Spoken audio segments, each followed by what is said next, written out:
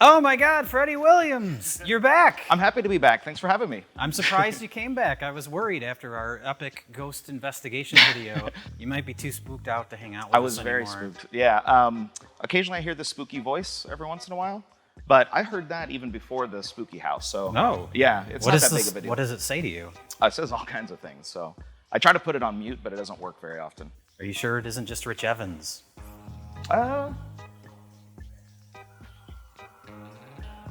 I just heard it. You hear it? Oh, I heard nothing. Well, we're back for another Plinketto. This is our first Plinketto in over a year. Yes, and my first Plinketto ever. I've always done the wheel, usually the wheel of the worst. So, are you more or less excited to do this versus a wheel? I'm more excited for this, but looking at this, and I'm also afraid of heights. So I'm a little nervous about being up on the ladder. I swear to God, that's true. Is that this we should have cleared this with him before we did this. But this kind of looks like one half of an Iron Maiden, and it kind of feels like an odd Final Destination setup that I'm going to be up there, and then we cut to my corpse riddled with these peg holes, you know. But nothing like that will happen. Okay, luckily, right? I mean, it hasn't in a while. But, we'll see. But Freddie, why don't you tell us what we have on the Plinketto board today? Great. We have the movie Vibration, and it stars James Marshall. We have the movie Vibrations. It stars James Marshall and Christina Applegate. But our second film is Breathing Fire. Yay! Not listed on the front. It says it stars Bolo Young, but also in the cast is a young Ki-hee Kwan, future Academy Award winner. Oh, that's awesome.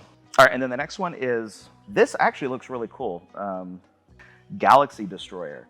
And then Battle for the Lost Planet. But our next film, starring the great, late Robert Ginty, Mission Kill. They kill the mission. Yeah. I think Cameron Mitchell is in this as well. All right, I don't know how to pronounce AVIA. Avia Vampire Hunter. Okay. We can thank Mike for this one. Mike, is this your favorite film?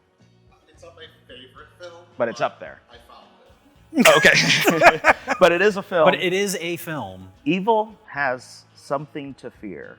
And then next up, of course, is Player's Choice. If you land on that, you can pick from any of this fine selection of films that you want. And the next one is...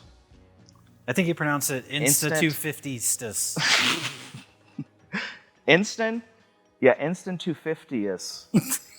Next up, we have Gary Daniels in Blood Moon. Blood Moon. With a classic lenticular cover here. Oh, wow. Can you see it? He turns from hot guy with long hair to hot guy with short hair. Oh, is that what happens? Yeah. What? Let me make sure this is not an awful time. Oh, shit. Hello?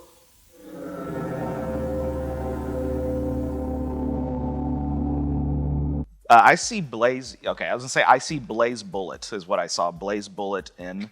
Blaze Bullet in. You do not want to have that condition. I've heard lots of bad stuff about it. And there's a man who is very interested in breaking his wrist because he's holding a gun like to a 45-degree angle. And I believe that will create a recoil that could really injure your wrist. And I'm an artist, so I'm very conscious of this kind of thing. Well, that's what the title is in reference to. He hurt his wrist. Oh, my wrist is blazing. The inflamed joint or whatever. Yeah. Oh, it's so hot, it's blazing. And then there's two tenement buildings in the background that at first glance looks like a stack of hot dogs. Just the color and the differentiation of the colors of it. Is it the same building flipped? It is. Oh, of course it is. That's great. We got a theme going on here. That's like part of a deeper theme about twin cities or something like that, I'm sure. I have no idea. Rival gangs. They basically are killing each other they're the same people. But next up, we have a movie that many will say exactly what I'm going to say about it, which is I saw it when I was very little. I remember nothing other than it traumatizing me. It's The Peanut Butter Solution.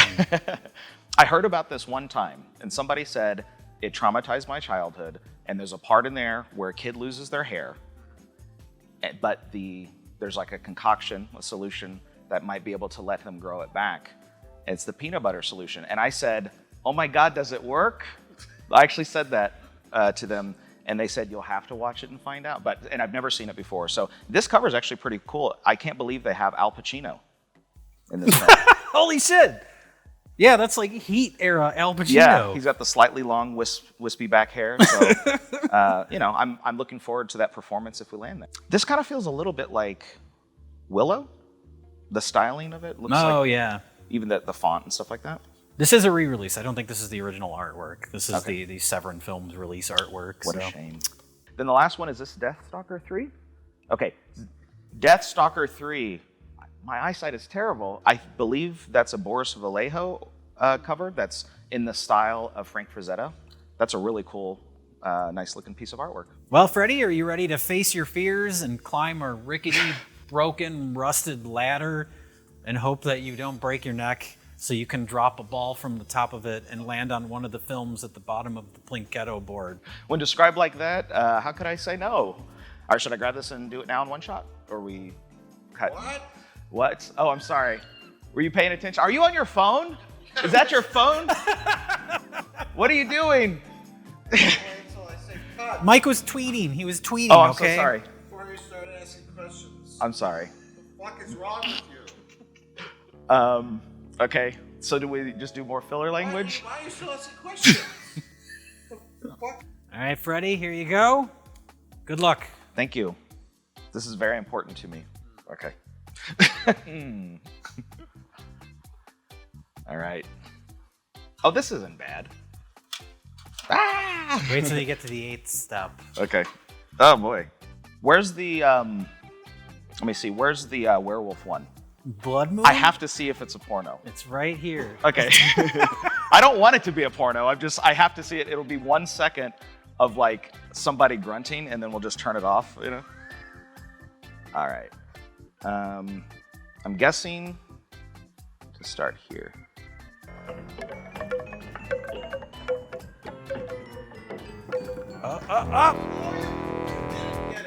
Oh, Blazing! whatever. Starring Fat Joe. Yay!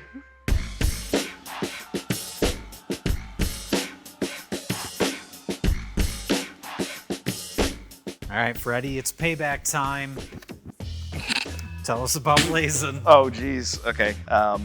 Let's see. It touts the music that it features. So it has 3 6 Mafia, Cartel featuring Curbin Link. I don't know anything about music, so Beat Nuts.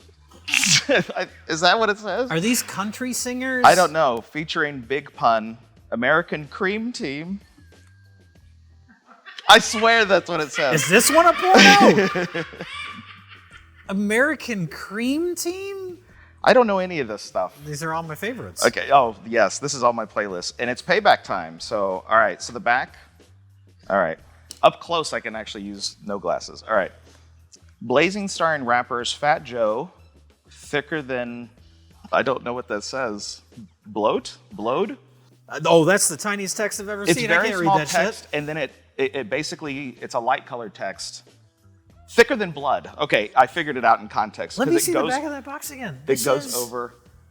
the smallest text that we've ever had on the show. So I'm also illiterate, but the the lettering is light colored and it's on the top of part of a bullet hole that's lightly colored here. So anyway, I'm gonna start over, all right?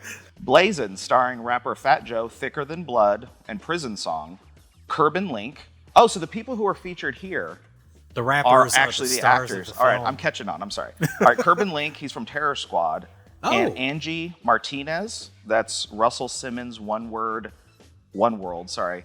Hot 97. Are you speaking English? I don't No. know what anything you're saying means. They feature in some of the most exciting Hong Kong-style action ever seen on film. Blazin' centers on a nightclub called Domain, where Sam, played by Sasha Knopf, and they're from Black Male. That's what their credential is. And Alex, played by is newcomer happening? Michael. Okay, if This any box should be used in like the eye doctor's office. This is insane. where Sam's mother, Langstrom, played by Paula Roth, and she's from Independence Day. She was in Independence Day. She was an extra, right? And so Paula Smith forbid her to see Alex, and a tidal wave of betrayal and revenge ensue. So just for context, that's the end of the first paragraph, and there's 2 others. All right. Oh no, we're gonna be here all day. Holy crap! So it's like Romeo and Juliet so far. Romeo Yes. and Juliet with Fat Joe in it. Yes. Okay. And somebody named Cuban Link instead of Curbin Link, and Curbin Link actually kind of sounds cool. All right, Victor Marcus Antonio Miranda, which is from Destination Unknown and Once Upon a Ride, is sent to protect Sam and while attempting to help Max. The street informant Big J, which is played by entitled The Street Informant Big J, which is played by Fat enlists the help of Angie Martini.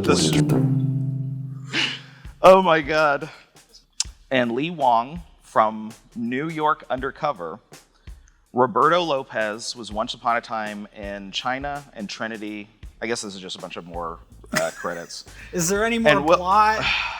God. They deliver the most cinematic, violent, and spectacular endings that audiences will ever see in an independent film. Oh.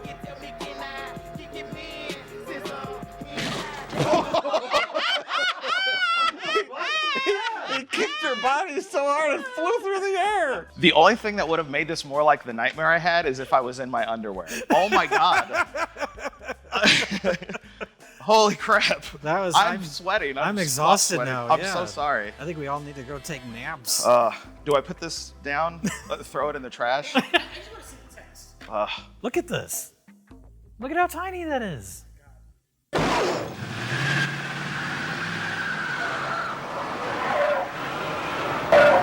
Hey, yo, Vic, get in, baby. You got company.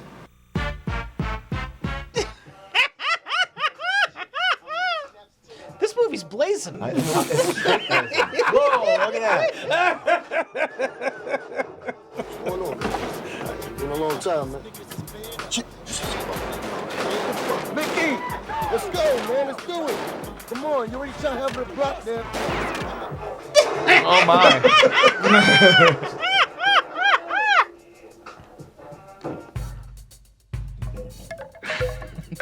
Oh. It's gone crazy.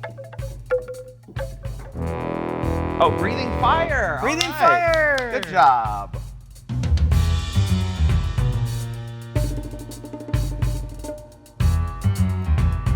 So next up we have Breathing Fire. Brothers, one white, one Vietnamese. Administer justice. Wow. The ultimate kickboxing showdown. Oh, this is one of those DVDs where they only have one image to use, so they just put it on the back. So Oh, okay. that's all you get. That's all you get. That's an iconic, that's an homage to an iconic Bruce Lee image, by the way. Okay. Is this going to be as good as a Bruce Lee For film? sure, not. Michael Moore, played by Jerry Trimble. I'm assuming it's not the documentary filmmaker Michael Moore. Right. Is a Vietnam vet who takes on a life of crime after the war, despite the fact that he is a father of 2 sons, one biological and another adopted Vietnamese teenager, played by Ke Huy Quan. Oh, cool. Hoping to make a big score, Michael plans a bank heist with several men, including the manager of the bank they plan to rob. But at the last minute, the bank manager has a change of heart, refusing to take part in the robbery. The gang goes through with the heist as planned, but in an act of ruthless vengeance, they execute both the bank manager and his wife. Oh, no. This is just like a literal That's a listing spoiler. of things that are in Yeah. the movie. I wanted to be surprised by these plot developments. I mean, maybe it goes in a wild direction. Sure. Maybe there's time travel. Who knows? The couple's daughter is able to escape, but she has a special key and the gang needs in order to get the loot from its hiding place, making her their next target. But when 2 up-and-coming kickboxers learn what is going on, they go after the unsuspecting gang, including their father. Okay. Oh, so there's some drama going on here. DVD features. Quiz. Oh, cool. Does it list just the quiz? Okay. It's not even a quiz about anything related to the movie. Oh, it's just random like trivia Just random stuff. trivia. How many planets are in the solar system?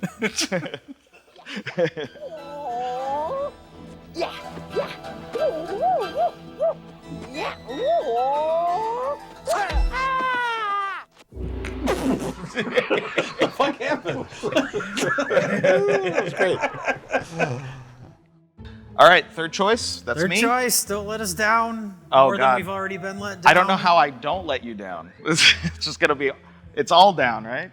I honestly don't know. I'm gonna go for cockeye, and then I'll be faced with an even tougher choice. All right, you ready? That's what it's gonna land on. Check this out. Watch this. All right. Oh no. Oh God. Oh, peanut butter solution. Oh, okay. It happened. It happened. It happened. It really happened. Can relive my childhood trauma. I'm gonna get my hair back. Yay.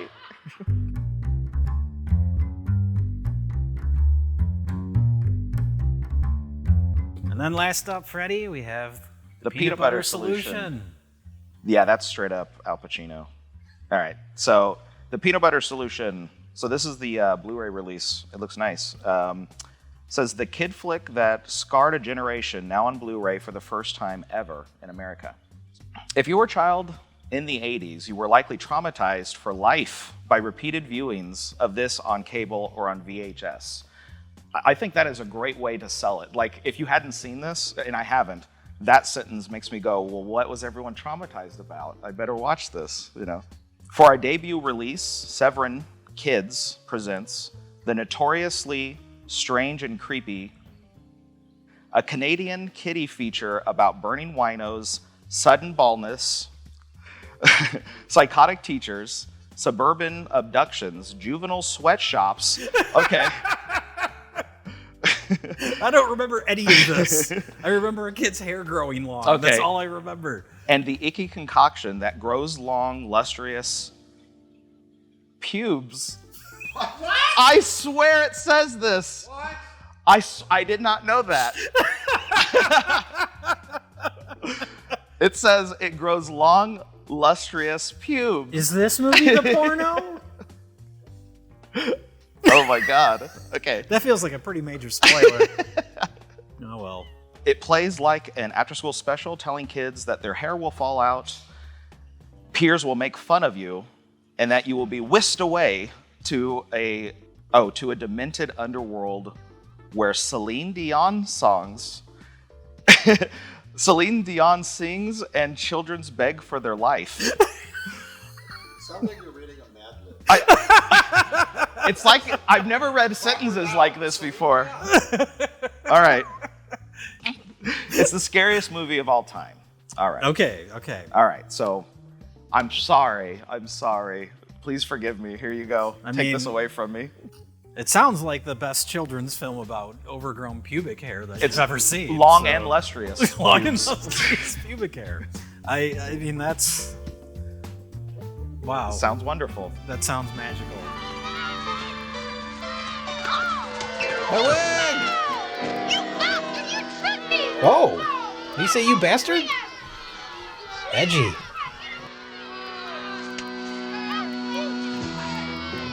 Oh no!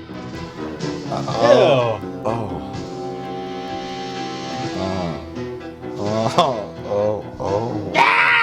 That would be traumatizing. I mean, sure, I guess. Especially for a kid this emotional.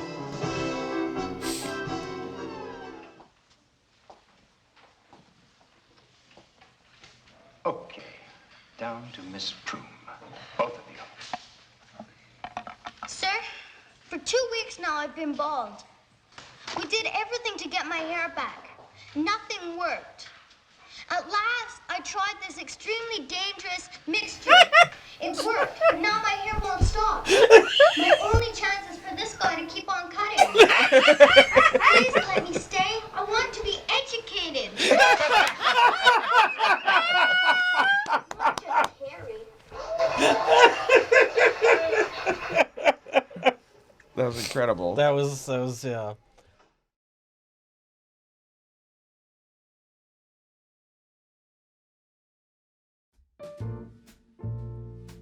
Mike, are you exhausted from our epic journey of cinematic discoveries today? Just when I think we found rock bottom. Somehow we found rock bottomer. What are you talking about rock bottom for? None of these are rock bottom. Different rock bottom. Differently bottomed. Different bad, strange bad, new bad, new strange. Very new strange. You should be invigorated, Mike. We are explorers. And today, we have discovered new life and new civilizations. We boldly went. We boldly went where these filmographers have gone before. Yeah. But we didn't know about it until now. This is true. I'm waiting for someone to grab the reins. I thought Rich was leading in, but No, Rich is not ready. Rich is not up for this task, but I am. We're talking about Blazin', motherfuckers. Blazin' is one of those movies that's aimed at the urban market in the late 90s, early 2000s, but then instead they made it a Romeo and Juliet film. Blazin' is unique in the sense that I personally believe that it is truly the first ever ghetto, urban, Hong Kong-style action film. Well, Mike, before we talk about all the details of it, why don't you explain Blazin'? well, I have discovered Blazin'. You may be the first person Yeah. that's ever seen this. Obviously, I'm attracted to bad photoshopped covers, and I really like this cover, and the fact that some of these are stills from the actual film. This one's clearly a production photo, like a press photo. We should point out we also have a DVD copy of it, and the back sleeve of the DVD is just that VHS cover stretched. Oh Yep. boy. The film offers the talents of Fat Joe. And that's exactly it, my Not even Pete that I come up with for life. I ain't never feel like this before, man. And I feel like I'm losing control right now, man. Feeling real fucking vulnerable. I ain't never feel like this in my motherfucking life. Oh. Is he talking to us like a counselor or something? Therapist. That's probably good for him. Cuban Link, Angie Martinez, and Marcos Antonio Miranda. So they don't even credit on the cover the best actress in the film? They don't. Jesus Christ. I watched a little bit of the film. We watched it. It opens with our hero. Is that Well, not Yeah. really our hero. Guy who we kind of think is going to be our hero, but We call him Eggman. Eggman, Egg Cop, anything egg related, really. It starts off in a diner, and this guy, he's got a goatee, he's a little hefty, and he's in the diner eating eggs, and it goes through Just plain eggs. plain eggs. Well, he has something else. There's no bacon. No, There's no hash browns. He has toast. Does he have toast? Okay. But he doesn't eat the toast. He doesn't eat the toast. And then he has a coffee, and normally he gets his coffee black, but on today, someone put some cream and sugar into it, which meant it's going to be a bad day. That was the ominous opening of this film. The Eggman is he's not our main character. I would call him a narrator or a guide through this cinematic. Yeah. I love that Eggman so much. How could a person be an egg, Cotton? How could a person be an egg? Well, I had little legs and little arms, and he could walk and talk and all, just like a person. Only he was an egg, a little egg, all dressed up. Tell it to me again, Cotton. The cinematic world, yes. The cinematic journey. He takes us through this journey. Our main characters really are Sam and we called him Romeo. It's just Romeo and Juliet. Oh, Sam was the girl. But I watched it, and then there was an awkward car chase that was really funny, and I was like, okay, this has a charming low-budget quality to it. Just take a sec. Yeah, straight blazing. Oh no! What a stunt! We drove up on the curb a little bit. Oh my God. Oh no. Let's get the fuck out of here now! Right at the Oh, camera. he double-crossed him. They want to get you. They get you. Shot on film. Yeah. Some really awkward action, some bad editing. It's like, oh, there's still something. This just feels very 90s and indie movie. And then I shut it off and I said, this is good. And then the movie turned into an entirely different movie. Fuck you! No, fuck you! But it did start off with a little bit awkward, but also kind of a decent shootout. They want to fucking trophy, get me out of here!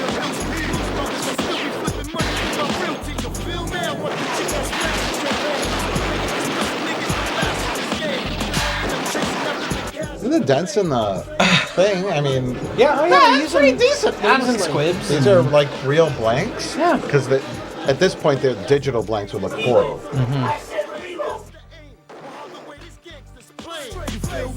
Oh, it's that guy. He looks like the guy that should be shot and killed immediately. No, it's Eggman.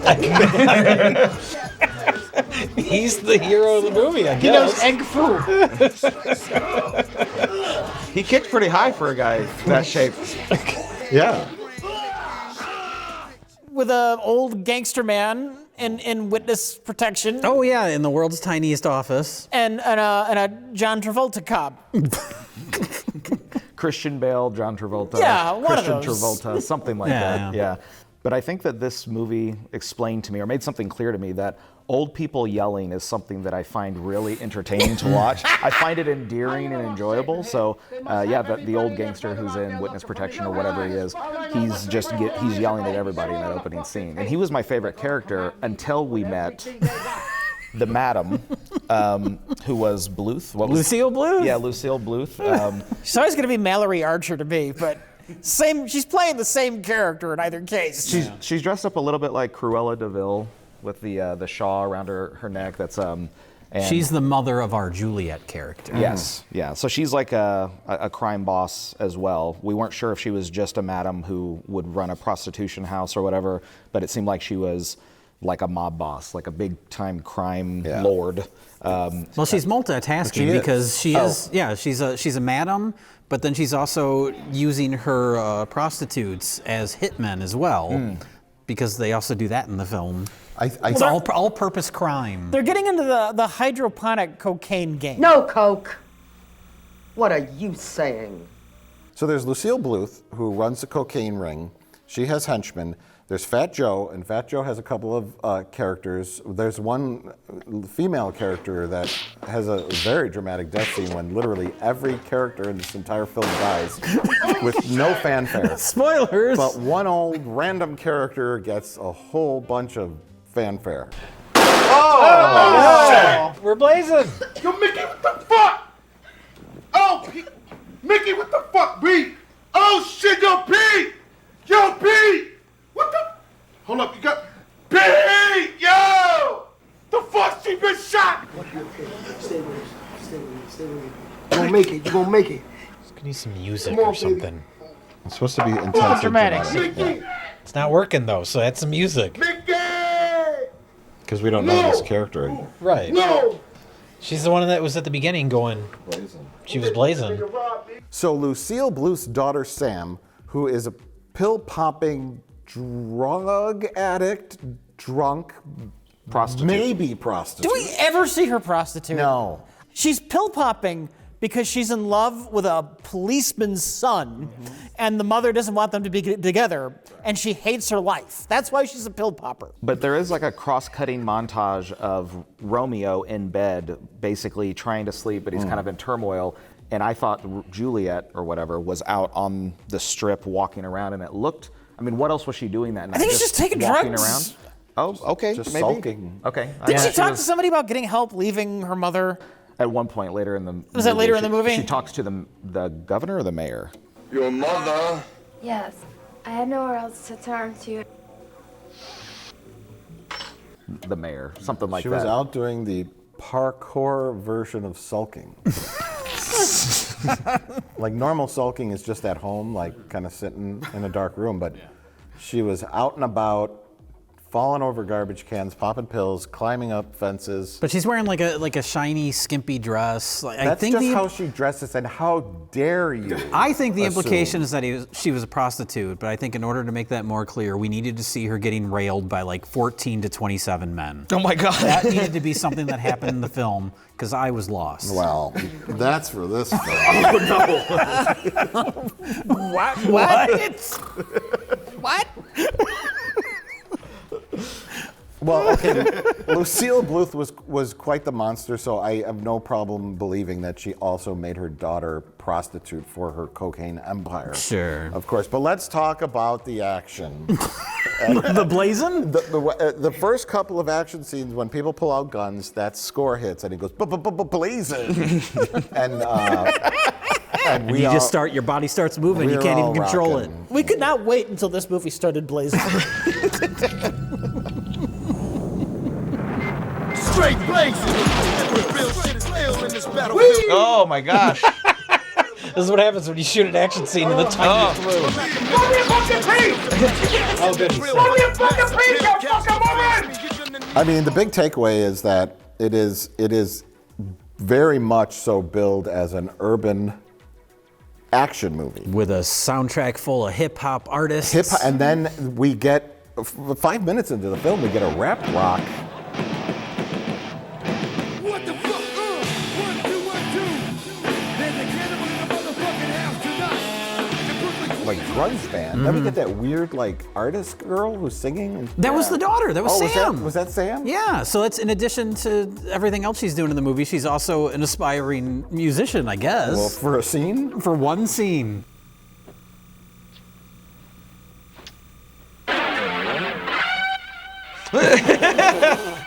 Oh my God. Knock off the noise, damn it! This is my house! This is my house! She just wants to rock. My favorite part of the movie is my slow realization that Eggman was actually really flexible, despite his portly sort of shape. He could kick up to your head level. Oh, yeah. He did a ton of really great looking stunts and moves. I mean, they must have really practiced. It was surprising to me to see him move. He was so agile and fast for a guy his size or whatever. So he did some great martial arts, some cool moves. Just like the Kingpin. I think the Kingpin is like supposed to... You still running? Running? Me running? Oh, that guy. You're a has-been. You can't even watch your fucking old man.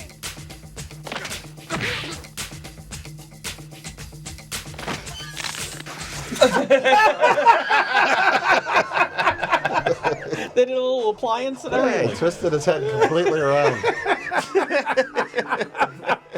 But that was sort of the surprising revelation in this movie. I think it does say something on the back about martial arts, like just in passing. But it does slowly become like a full-blown martial arts movie. Yeah. By the end, there's just so much kicking and punching and... The first chunks of martial arts that we see are awful.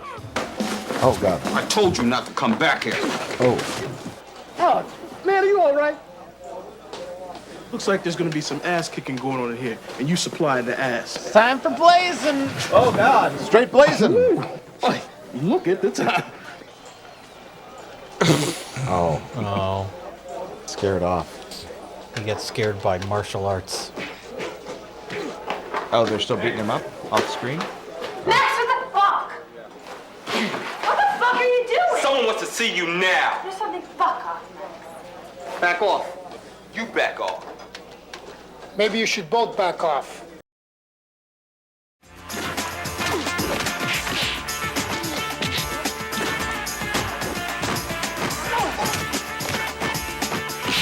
By the end. By the end, it's like they improved throughout the course of the film. But the middle of the movie is all Romeo and Juliet and Mrs. Bluth screaming. Okay, and I think we're underselling that because it is one of the single greatest things we have ever seen. He's a fucking loser. He is not. You piece of shit. Is she gonna turn into like a monster? The deal didn't go through, so now it's blazing.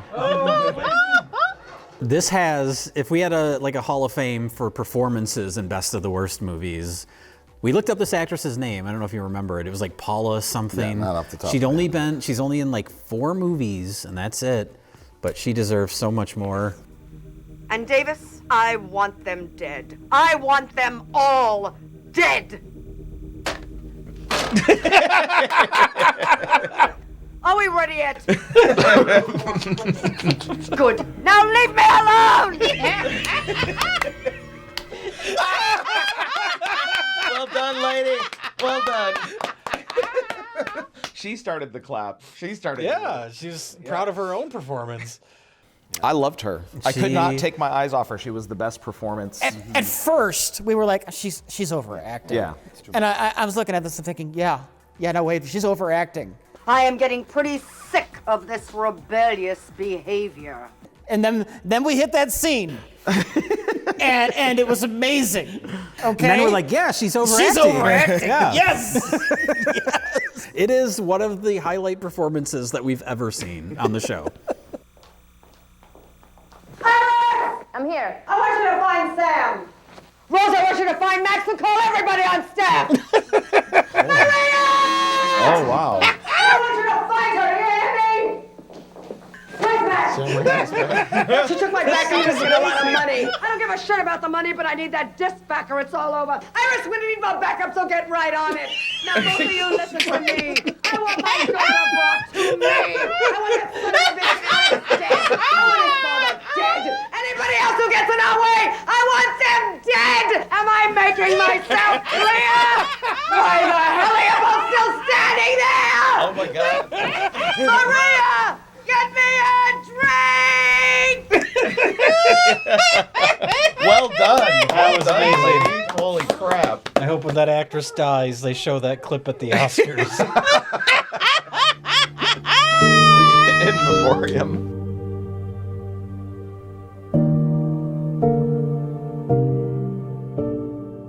Yeah, there's a secret. Basically, there's some sort of large international crime or drug cartel that she's trying to make an alliance with. Now, I'm not sure, since she has this cutting-edge, state-of-the-art hydroponic cocaine business model, maybe she just needs them to invest like a ton of money to create a startup fund or something for her to implement this. It was supposed to be like hydroponics worth 100,000 acres worth of cocaine growth or something like that. Yeah. My operation is expensive to start up. Real estate, supplies, workers, all of this takes money. The kind of money that only someone like yourself can provide me with. But why would she bring in, this would directly threaten the Colombians' business. But she's blazing. Straight blazing. Oh my God! Look at that. Oh, and a Yugo? Come on.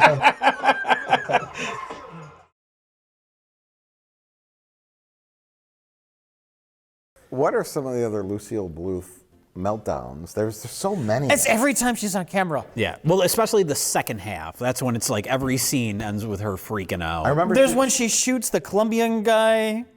She's when trying that to deal make- goes wrong. She's trying to make the deal with the Colombian guy, and she's like trying to light a cigarette to seem cool, and he's like, "What about your daughter? I heard she's." she gets nervous. And by Colombian guy, you mean Dave Chappelle in a sketch from Yes. Comedy Central. He's Rick James. Dave Chappelle as Rick James. Dave Chappelle as Rick James. Yeah. Of course, you realize that your daughter is an obstruction to a very lucrative partnership. What exactly do you intend to do about this? Rose, give me a fucking lighter that works.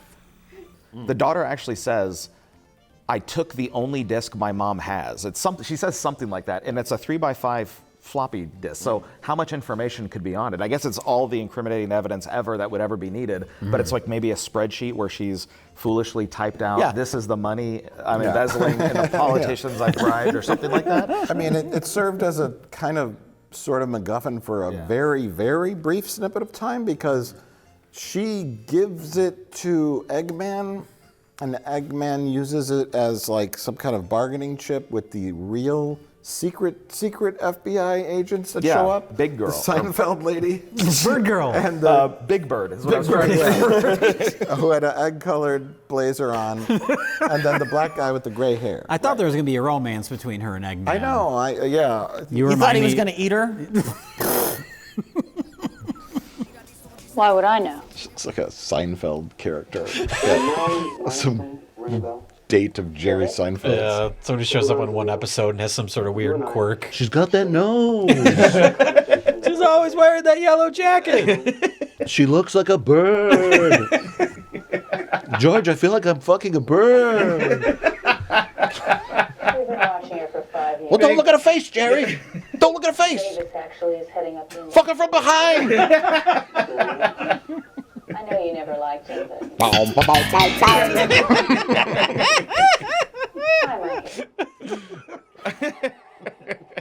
But what they were there as like the feds to like bust up the crime ring so that he could help Romeo and Juliet escape.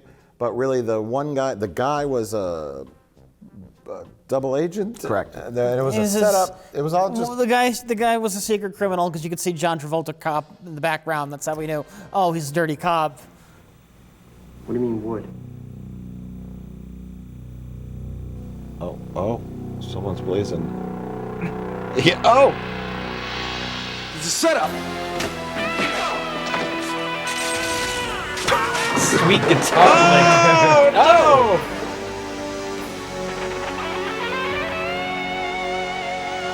Who's the man now, fat boy? yes. Blazing. The name's Egg Boy. White boy blazing. Woo! Yes.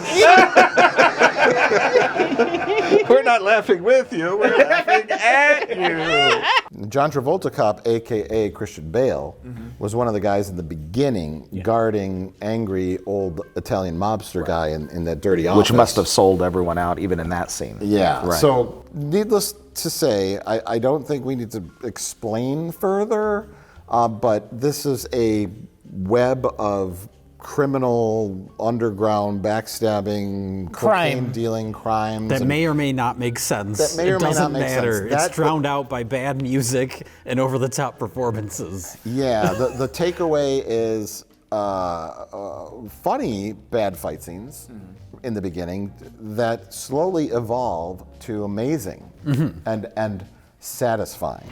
Yes. Charming. Jeez. Yeah, this guy's good. But it makes no sense for Romeo to have been this inept the whole movie when he knows kung fu in this way. Yeah.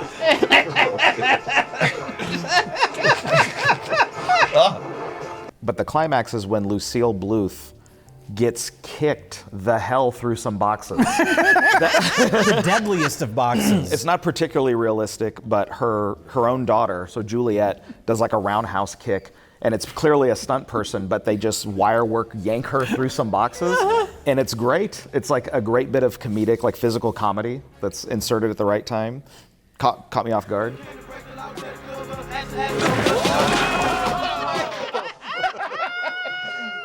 Well, we know Lucille Bluth's best moment is when she discovers the diskette is gone. That's her apex peak moment, when she has the utter meltdown. That's the best moment of filmmaking in the movie too, because it's just like perfect comedic, unintentional comedic execution of what is supposed to be an intense dramatic moment. It's not just her overacting, it's the director utilizing her overacting to do something amazing. He's trying to do business where she's yelling because she has two kind of assistants, and they're the deadly lesbian twins or whatever. The one likes to smooch people on the cheek. Yes. It's the kiss of death. Yeah. And one has a lip ring, and they are her deadly lesbian assassins. But her other amazing scene is when Sam Raimi joins as a guest director for 5 minutes, and Sam, aka Juliet, has nightmares about her mother screaming at her, and with a bullet hole in her head. Yes, with a bullet hole in her head. It's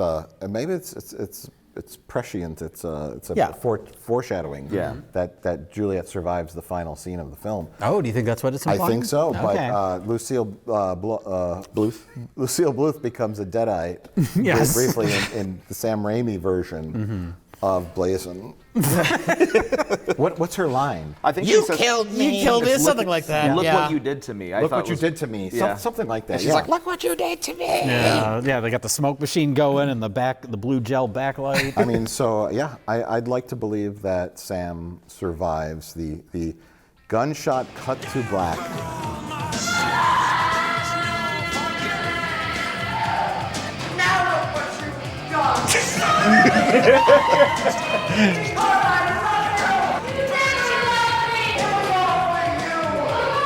What?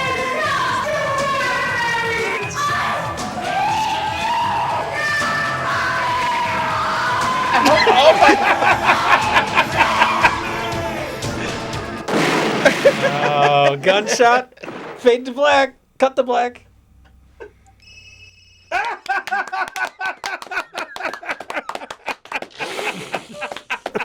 There's something beautiful about this movie. Because the nihilistic mentality of the ending of like literally every character is dead. Yeah. Everyone. The streets are a dangerous place. Egg Cop, Romeo, Juliet, Big Bird, Lucille Bluth. Lucille Bluth, Bodyguard Man, who looks deadly like Anthony lesbian Mackie, twins. the deadly lesbian twins. Every character is dead because there's like a double shot kill between the mother and the daughter. That's the final thing. Cut to black, gunshot. There's also an army of random like assassins and hired gunmen and killers that show up for the final confrontation in the rusty 50-gallon drum cancer-causing factory. I like to imagine, because we cut to black at the end of this movie. I like to imagine though, like there's just one goon that made it out alive. He's just walking around like, God damn. He picks up the disc. Picks up the disc. Yeah. I'm in business, I'm in baby. business, I guess. And he just leaves. I'm gonna walk through. I don't know, but I'm going to use this to copy Oregon Trail for my kid. Just copy right over He just copies right over it.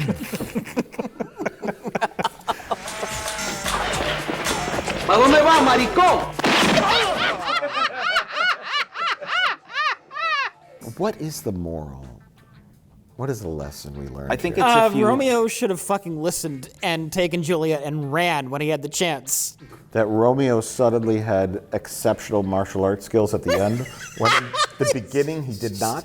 When he's just a complete incompetent buffoon for 90% of the He kind of movie. plays almost like a 14-year-old type of demeanor or something earlier in the film. You come down to the precinct right now. Miss Langstrom wants to press kidnapping charges against you. Dad, put me on a fucking safe phone if I'm gonna hang up. I'm not kidding around here. He seems so inept and like, gee willikers. Like that's how he's speaking and the pitch of his voice. And he's wearing a T-shirt tucked into his jeans. His mom jeans. Yeah, his mom jeans. You wondered if he was playing younger. Correct, yeah. Like if they're supposed to be like 16, 17, and he was really 28 or 30 or whatever. Right, but then about the time that they get into the warehouse, he suddenly he has the body language of somebody who knows how to fight, which instills basically, it projects confidence whenever you know how to fight. You just know how to carry yourself and whatever.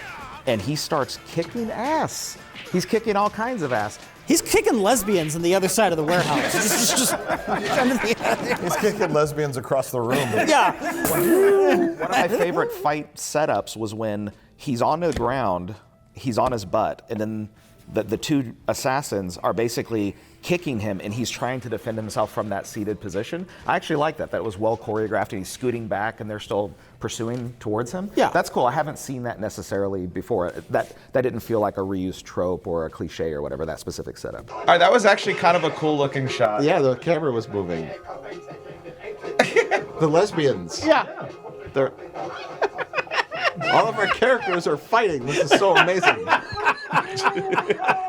But the weird thing, one of the many weird things was that when Romeo points the gun at who we now know as the doctor, he doesn't just keep his distance. I don't know if you guys know this, but firearms are good for distance weapons. You don't have to actually close the distance. I thought that's why she was punch shooting at the beginning, because he got right into the chest. Yeah. But he walks right up to that guy and sticks the gun into an easily accessible grip area. Yeah, so how is he surprised that the guy disarms him? But it's something that it's a mistake an amateur would make.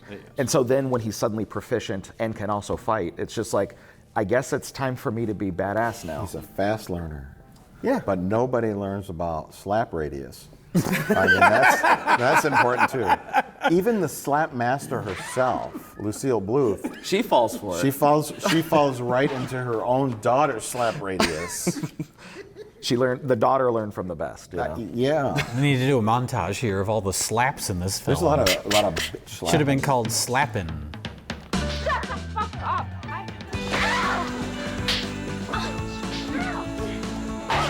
Blazin' really upped its game at the end. It had an amazing final act. Yes. To where we were gobsmacked because I thought this was just going to be a crummy, bad, rapper movie with really awkward action sequences, because that's how it started out. Yeah, and there's a lot of those types of movies where gear shift. The rap music is mixed so high you can't even hear the dialogue. Like movies made on this kind of budget level. Yeah. So I really thought it was going to be one of those, like incompetently shot and just like nonstop rap music. Yeah. And it surprised us with something different. And then there's people that show up for like one scene. Like remember the what do they call him? The mayor? Was that his name? The mayor, yeah. That and that guy, like he may have really been like nodding off from drugs. Yes. It was hard to tell. If not, he's the best actor I've ever seen. It's my mother. Jesus Christ. Your mother? Yes. I had nowhere else to turn to.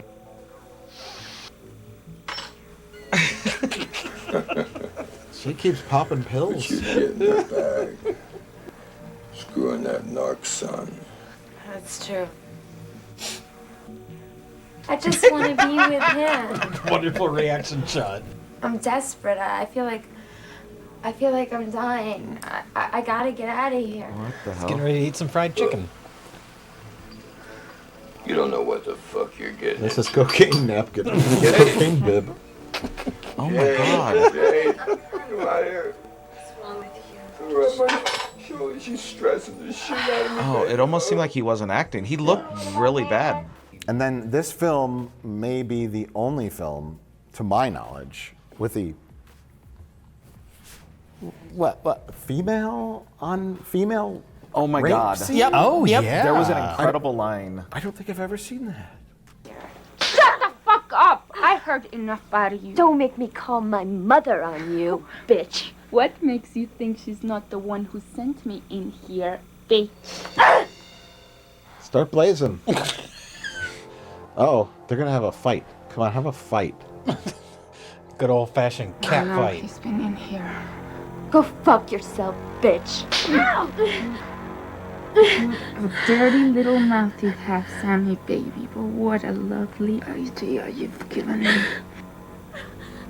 Your boyfriend hurt my girlfriend, and you know how the rules are around here. An eye for an eye, and a for a What? What? She's gonna rape her? Stop it. I think that's what's happening. Oh, yeah. Stop it, you're hurting me. Stop it. Oh. Stop it. What?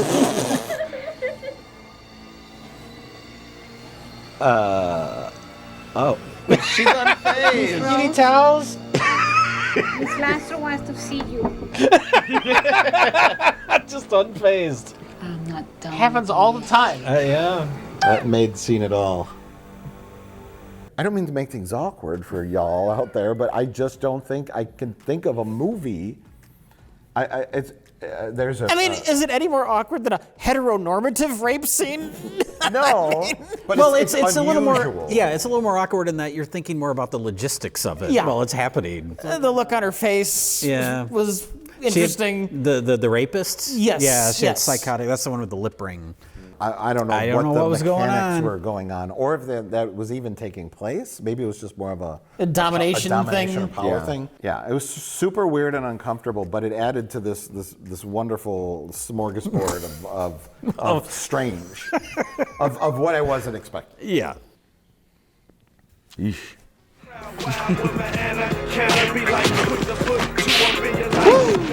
Whoa! That guy could do that? That's impressive for his size. I agree. Only skinny guys can do that.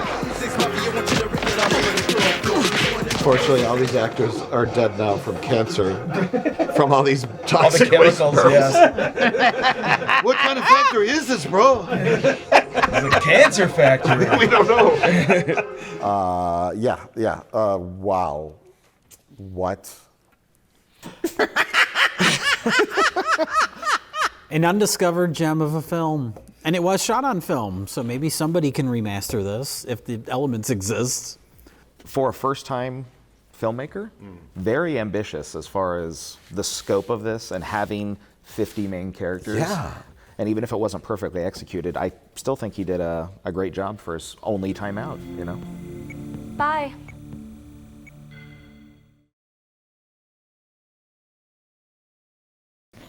Well, moving on to Breathing Fire, which I semi have to apologize for. This was my suggestion. Not that it's horrible or anything, but I know I watched this movie with a group of people 10 or 12 years ago.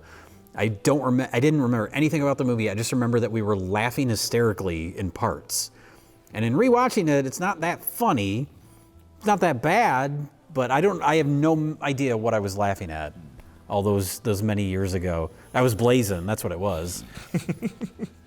Jay had a drug problem. Yeah. In his college years, he smoked so much weed, and he watched so many films and laughed at them hysterically, and now he brings them to the table and they all suck.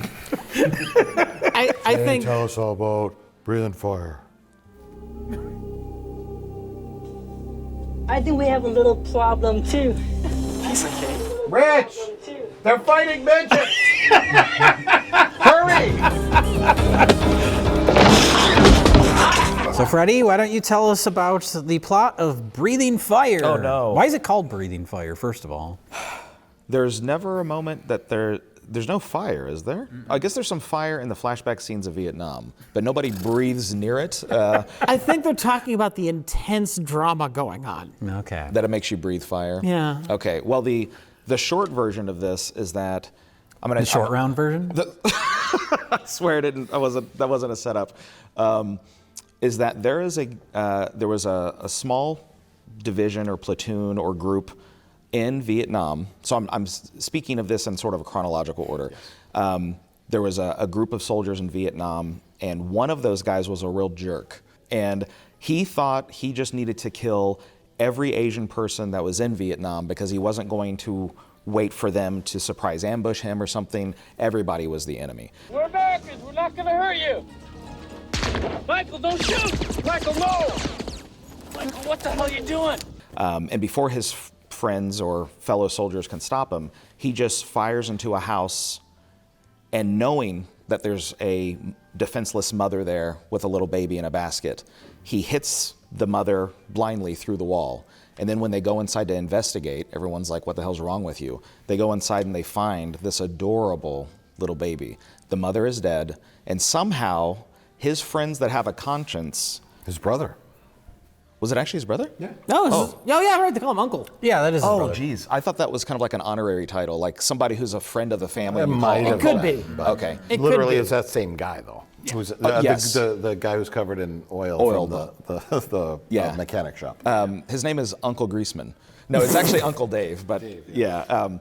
They forced the baby onto the jerk who just killed the mother. It would make a lot more sense for them to say, I have a conscience, I wouldn't dare put this child in your care. But instead they make him, it's like for punishment, now you have to raise this baby. I'm gonna say though, in his defense, Yeah. it actually seems like he did a very good job of raising them. Yeah, that's true. He stopped being an asshole adjusted. after that, up until now. Oh my God. For what he named him. Yep. And which is Rich? Yep. Nope. Charlie, where you going? Come over here. Say hello to your Uncle Dave. Hi, nice to meet you. Hey, Charlie. How you doing? Good. Got a couple good-looking kids here, don't I, Dad? They named him Charlie. Oh! Lord, help us. Oh my God, I didn't even count. Oh, wow. Wow.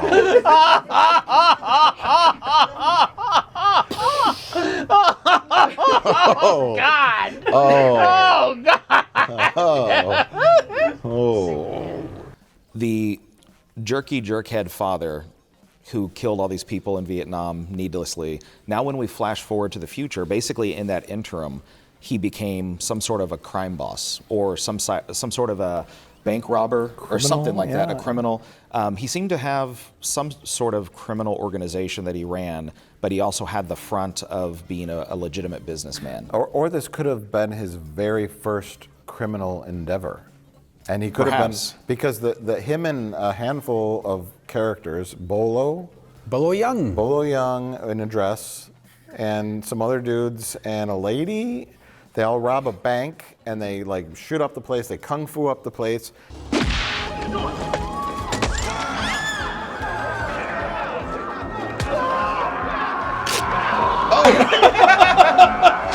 Holy!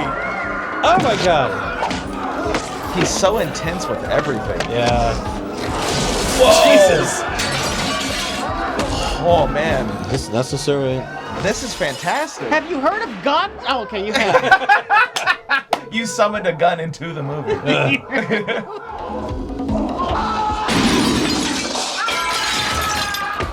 And then they open up the vault, which has the cool thing that you press on with plate, your shoe, and then inside the vault are gold bars, which I don't think they would have at a local bank branch. But anyway, the point is they heist a bunch of gold bars, and then, well, the film opens with a man making fake food. Yeah, they never returned to Rubber, him. plastic, I don't know, silicone food. Right. And then they use that food. Is that what his legitimate business was? Did they make like fake food for like? Somebody does it. It's a thing. It's stage food. food. I've watched YouTube videos Yeah. where these people, they make fake food, and they it's like an art. They pour this like the dye into this like spinning liquid, and it makes like this fake lollipop. It's a whole thing.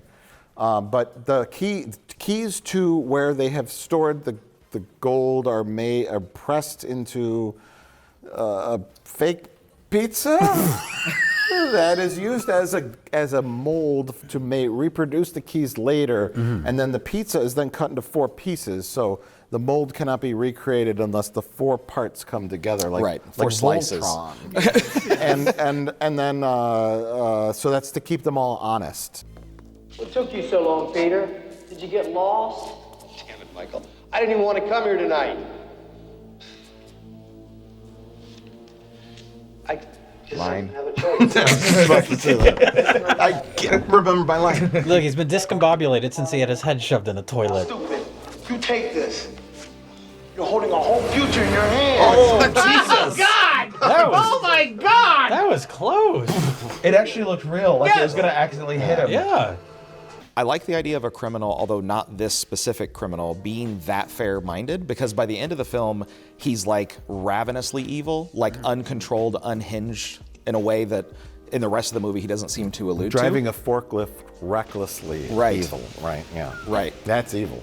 If I were the writer, I probably would have had him been a more sympathetic version of evil, and I would have had the Bobo guy be like the really evil one, right? Yeah.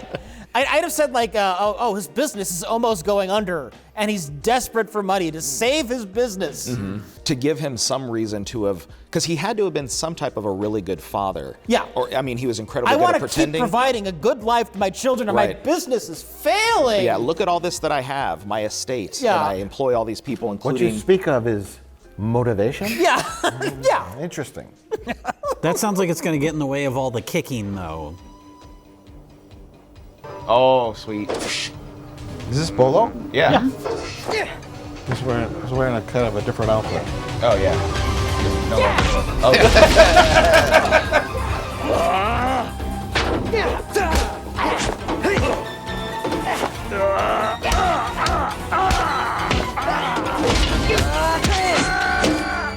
But yeah, he seems like a good dad because he's got, in addition to provides Charlie, for them pretty his well. other son, who you kept calling Zach Morris. Saved by the Bell? That's his like actual like blood son, I guess. But they, Yeah. they seem very well adjusted. They're a happy family. Those two brothers get along really well. They hate their manservant, though. Yeah. Yeah, I don't know who that guy is, but he hangs around on the property and they pull pranks They're on your him. typical rebellious teens. Sure. And they horseplay. They don't like their butler who tells them to do their homework, and they Clean the pranks on them. room. They're well read. Yes. They've read Tom Sawyer. Oh yeah.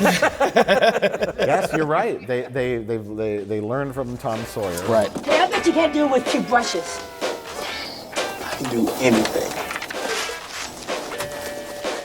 Man, you're just awesome. Unbelievable.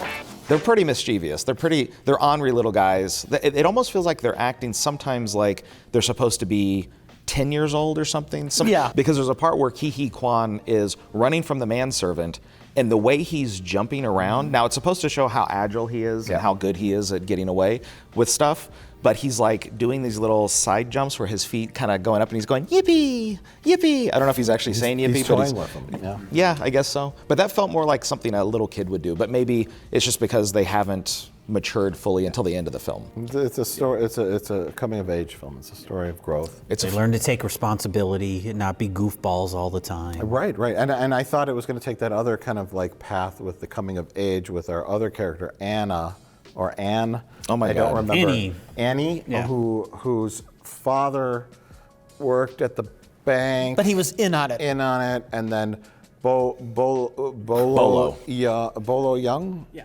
I'm just calling him Ginkgo Bobola. Ginkgo Bobola smushes his face in the toilet, and then he comes home. Slams it in the toilet stall door. Yeah. Repeatedly. Yes. Yeah. Oh. Wow. Yes. A swirly.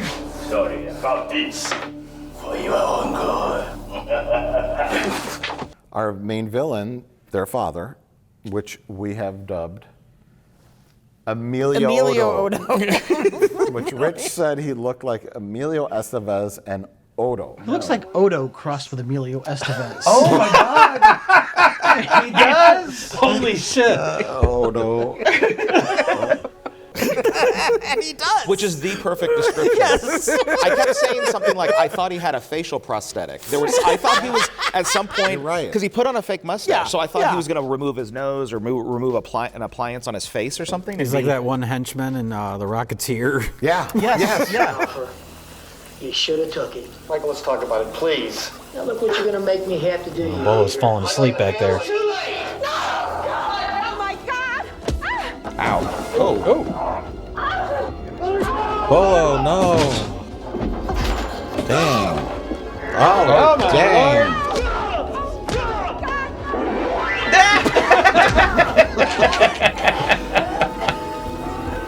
Oh, fuck my wife. I'm out of here. Kill him!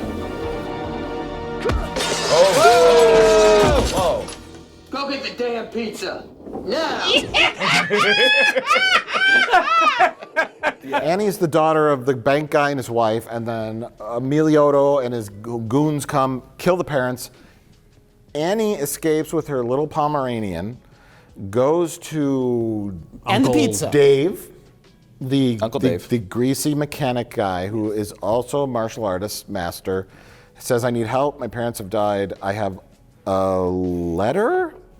Yeah, at that point, it's just in an envelope. And that has to... But it's meant to go to you. Yes, and then so that, blah, blah, blah, plot. She ends up at Ki-hee Kwan and Zach Morris's house, and then there's a bit of a little love triangle thing going on during a montage where they're playing horse riding and swimming in a pool, and she's like, I'm gonna clean your bedroom, Ki-hee Kwan.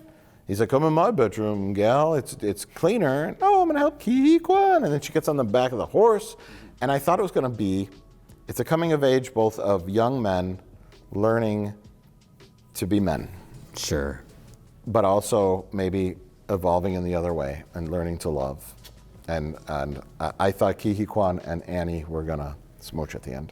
Instead, she just leaves the movie. And that his pubic hair was gonna grow through his pants. Oh, Lord. Sadly, she was... I rub peanut butter on my head.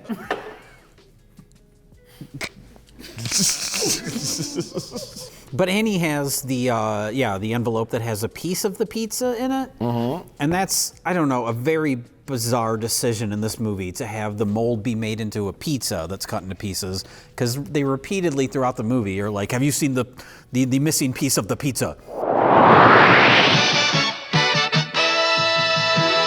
One hot number is all you need. Domino's Pizza delivers. 30 minutes fast and free. Domino's Pizza delivers. Go get the damn pizza. Now! No problem. And they say it so seriously, and every time it's really clunky and weird. Every time Could I have just gotta been laugh. like a clay, just a fragment of clay. The mold. Do you have that? Do you have the mold? The missing piece of the mold. But no, they keep saying pizza, and it just sounds so goofy. Listen, Annie's parents were killed for a piece of plastic pizza.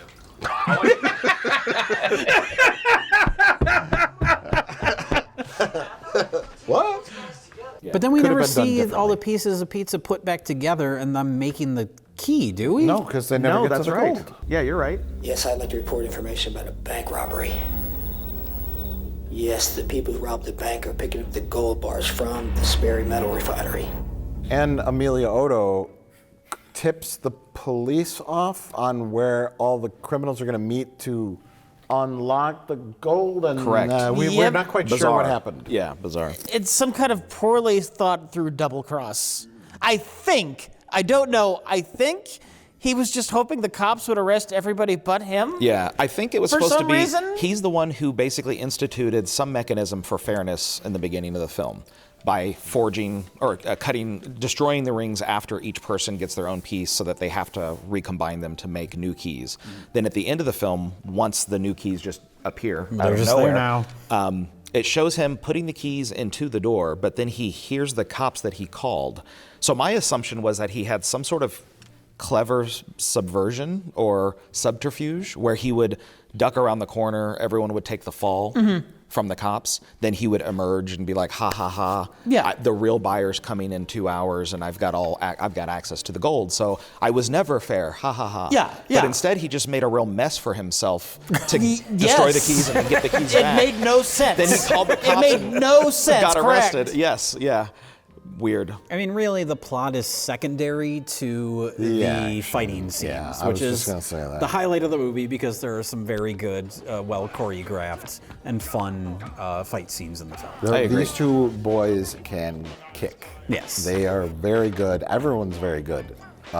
In fact, Kiki Quinn. Ki-hee Kwan! Academy Award winner Ki-hee Kwan. Ki-hee Kwan wins the kickboxing tournament that year or month or however often they hold these things. Yeah, I don't know.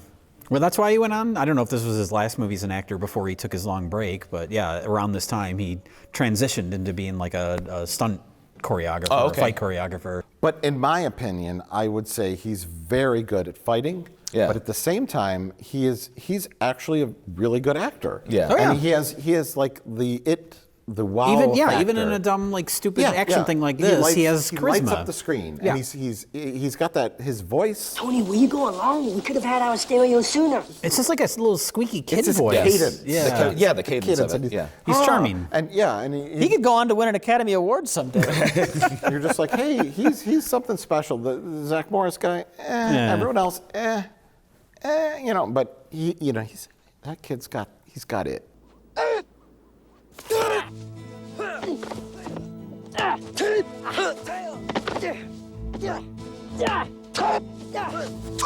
Ow! Some of this looks like it would really hurt.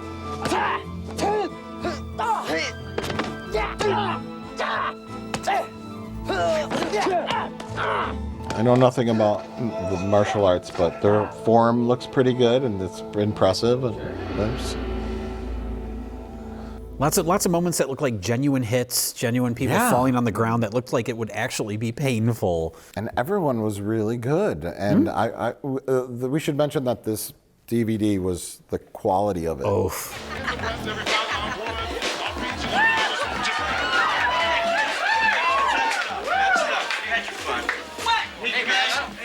Was oh my God. atrocious. Nasty. Yes. Yeah. Nasty. Yeah, hard to watch in parts. Yeah, and I couldn't tell if it was sped up, but I don't think so because sped up stuff always looks comical, and I don't think it was. But remember the strobe light sequence? Yeah, whatever. I can't forget that. Whatever sort of like sharpening or whatever they did for this DVD version to up-res it, it fucked up the image.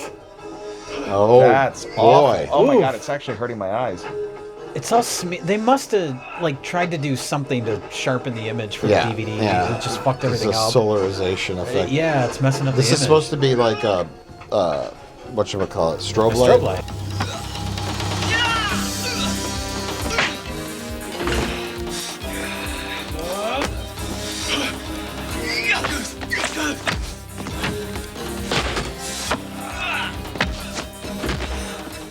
So shot on film, transferred to VHS for editing, transferred to another VHS, then copied again by someone's grandpa on a VHS tape, and then someone found it and goes, oh, this is a movie, and puts it in, and it's so low quality, they then transfer it to a digital, add filters to kind of sharpen it, and then realized that the strobe light sequence was out of sync with the interframe rate, and it turned the whole screen black for about 25 Weird minutes. black spotches everywhere.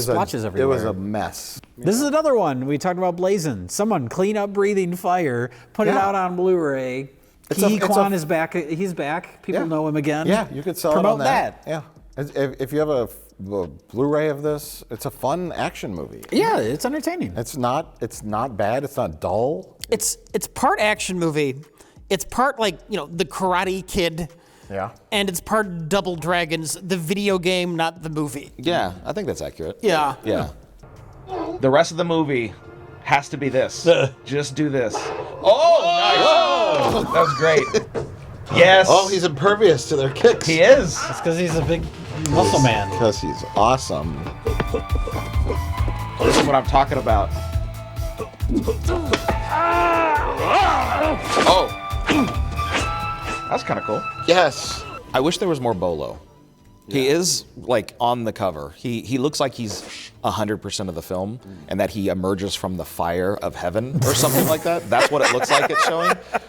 But he's hardly, he's in the film, but he's oftentimes in the background as a henchman. He's a hell of a henchman. Sure. But I think he has a great screen presence as well. And if you're not giving him a lot to say, because he does have a bit of a strain, or hard to understand for me, accent, but his performance in general, his physical performance, his screen presence is very powerful. You could just have him on screen more just doing cool stuff. Yeah. Great performance by his pecs, too.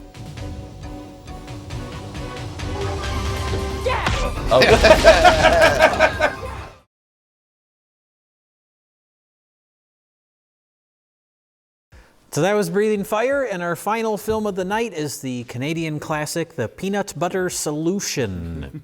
Rich Evans, would you like to tell us about The Peanut Butter Solution? What? His hair keeps growing. Oh, sorry. Yeah.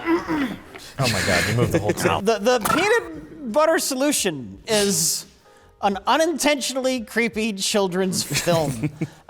We have a little boy and his friend who is Kihi.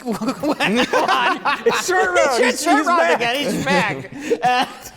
2 of the 3 movies tonight feature He does Short look Round. like Short Round a little. And he's got a sister who's kind of like old beyond her years. She's like working at like a computer at some point. I don't know. She's cooking breakfast for the whole family. For the whole family. And then they got the dad, who is just the world's worst fucking artist. just the fucking worst. Oof. Lovely. Just lovely. That I could sell. No, it's not. That's awful. It's not for sale. It's a birthday present. Oh, I'd get $6,000 for it. Birthday present for someone I hate. That giant painting. I want to horribly inconvenience them. But in the film, the father even says, if I wanted realism, I would have taken a photograph. So it gives him like a get out of jail free. It's like, I don't need to be a good artist because I'm weird. I assume that, oh my God. I assume when they made this movie, it's not like they had an attic full of paintings. And so they didn't really have the time to have like an artist like do a really good job making like 8 different paintings. So I'm assuming they were like slapped together in a weekend. Well, that does become kind of a motif throughout the movie then, because the dad's like, I'm not trying to make something that's realistic. There's the asshole art teacher in the film. Yeah, he's terrible. Who has his dog. He loves his dog, and his dog is the subject of all these 8-year-olds. It's like their art class, but he's really strict and rude, where he's like, no creativity, no, just draw the fucking dog. You dare to imagine in my class?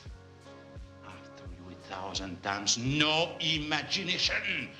Only what you see. And that's the scene. So there's something about art and expression and creativity. Something about that in this movie? He's a jealous, bitter, old man teacher who, I think the principal of the school, Mrs. Crumb or Plume or something. She's like, you've been fired from all of your jobs, blah blah blah. You've been accused of cheating. She said you've changed your appearance 4 times in the last 10 years or something weird like that. He claimed to be the great grandson of Rembrandt. Yes. And so I think it's he is a fraud. And he's taking it out on the kids because he's a bad artist himself. It's like those that can't do teach, that kind of that old adage. So I think that's the point of his character, because once he gets the magical brushes, he can create great art, but it's through exploiting others, especially the children. I mean, You're saying like those who can't grow hair take a quick and easy shortcut? Yeah, exactly. It's just like that. It's all a metaphor for burned to death winos in an abandoned house. There's some big themes in this, but it's that fucking idea though of weird. That idea though of taking shortcuts to create your art, it does feel ahead of its time, in that what they're kind of exploring in this movie is how people talk about AI now. Yeah. And AI art, and you're just, it's regurgitating stuff that it's stolen elsewhere. That was our big laugh of the day from Rich. Yeah. By Freddie's comment about it.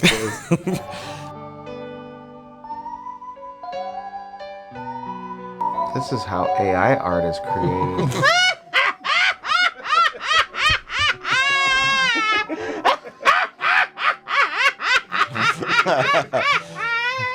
Okay, so what happened was some winos burned to death in an abandoned house, and this kid, this friend, Short Round, just want to go see the dead bodies, I guess. As you do. As you do.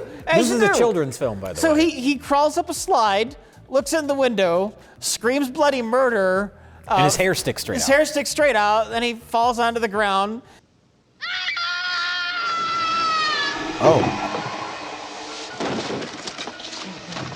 Oh God, is that a stunt double? I would hope so. Yeah, it has to be, but that would still hurt. He's wheeled home in his shopping cart, and then all of his hair falls out.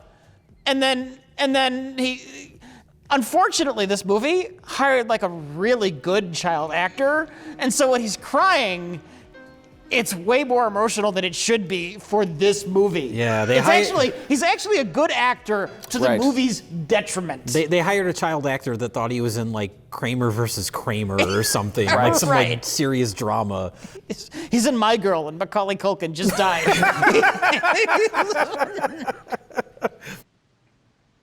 Come on, Bimbo, a real dozer. Boo. Oh, boo to you. Do, come on, put some noodles in it. I thought he was going to say something else there.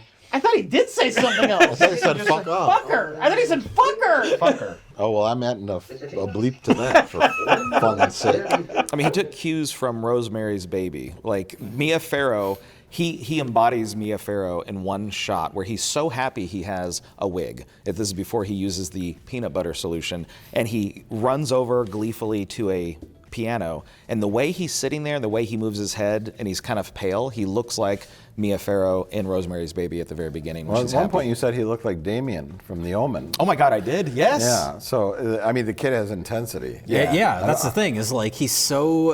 he does not belong in a wacky film. Right. It's at odds with what should be kind of a quirky kids movie tone, but the kid is so intense and so serious.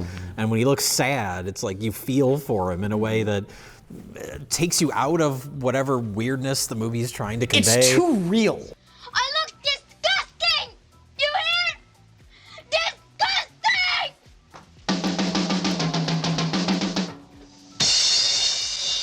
Yeah. It's too real. Yeah. Yeah, and we talked about the cinematography and the way that it's shot and put together, and that it felt like a Roald Dahl kind of fantastical children's book, which we thought it was based on the opening title sequences. Because a lot of times they'll include the art from the books in the opening title sequences, and that's what it looked like. And as the movie was on, I was like, yeah, I could see this weird like mystical movie about your hair growing long and peanut butter on your head, and then we learned that it wasn't. But it's shot very standard and not, in crazy wide angle lenses. Yeah. Matter of fact, like it's a crime drama.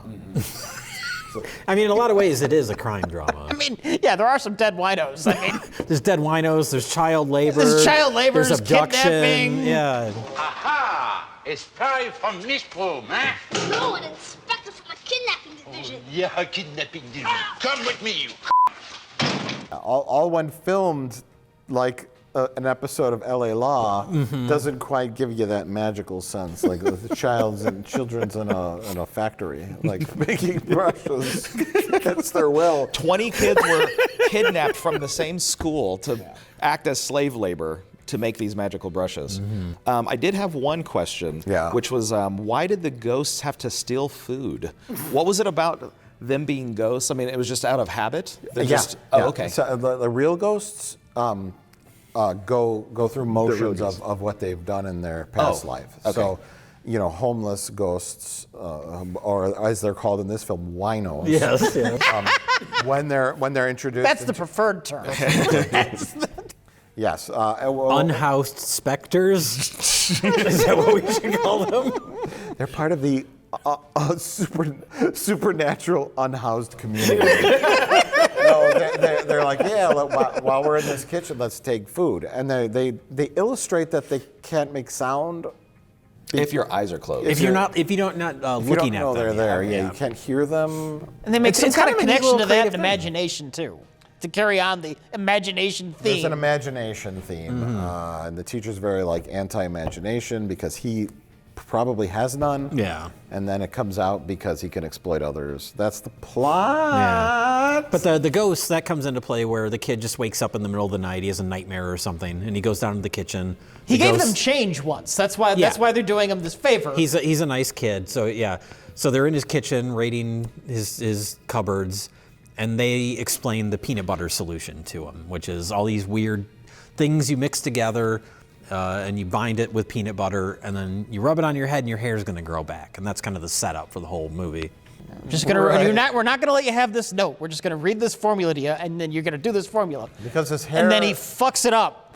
So then the ghosts come back the next night. Oh yeah. And they say, "Oh fine, just take the goddamn note." Ghost winos explain to the small child the formula to grow hair from his bald head. It's a weird movie. What are you talking about? Yeah, what's so weird about it? I mean, it's not poorly made. It's just weird. It's just weird. His hair fell out initially because he had the fright.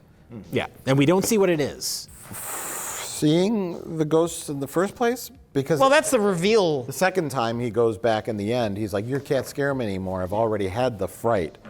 And that causes his hair to fall. But the big plot hole is, how does the art teacher, a.k.a. the Signor, yeah, they keep calling him Signor. So at some point, this teacher needed to know that a clip or a lock of his hair had magical properties when attached to a brush, applied with a paint, and applied to a canvas. We don't see any of this. That's the big plot hole, is how he develops his scheme. That could have been a happy accident. He could have just seen this eternally growing hair and just thought, hey, an endless supply of cheap paintbrushes, not knowing anything about the magical properties until after he has already kidnapped all of the children to make his cheap brushes. But this is the thing, in either case, in either scenario that you're talking about, we don't see that. No. We just have to assume. It's not in the movie. Yeah, I know it's not in the movie. It's the only thing that makes any kind of logical sense. He makes them with my own magic paintbrushes. Okay. So his This hair, I have no recollection. Okay. Yeah. Is magic, and that's the result? Yeah, the paintbrushes make magical art. If you paint with the magic paintbrushes, this happens. Why? Because they're all imaginary places, you know. You never paint a real place. He's a cigarette smoker. But yeah, there's a kind of a clever sequence when he first puts the peanut butter solution on and his hair starts to grow back. Yeah. And we are theorizing how they did it. And I think what they did is shot the sequence in reverse where, his sister sees like, oh, you got a little bit of hair growing. And then we cut to a different shot and it's a little bit longer. It's a series of shots like that where it keeps getting longer. Yeah, it's about 5 or 6 different scenes. Yeah. And that's all they had to do. Right, then and so the they probably rest shot it in reverse where his hair was normal, and then they shot the next bit where they cut it down a little bit more. But it's effective. It's a simple little a little trick. Yeah, it looks really good. I mean, it looks like at some point they eventually switched to, in the continuity, they switched to a wig, and I think the early stages of the wig look pretty convincing. And then at some point they get really off the rails. But it does get comical, though. Yeah, I mean, but in this situation we're talking about supernatural hair. Who knows what it looks like? It looks exactly like a wig on a kid's head. Yeah.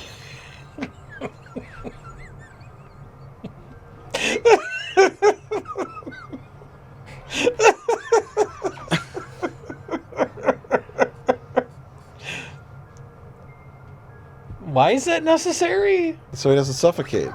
Jesus Christ.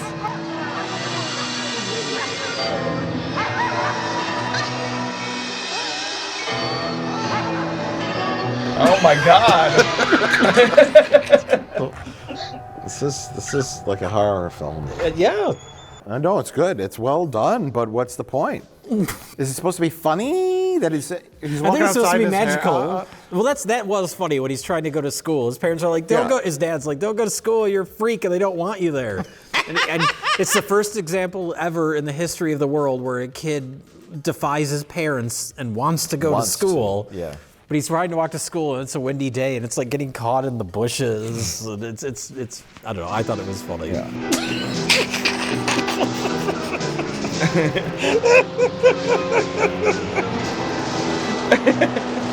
Oh my God! Oh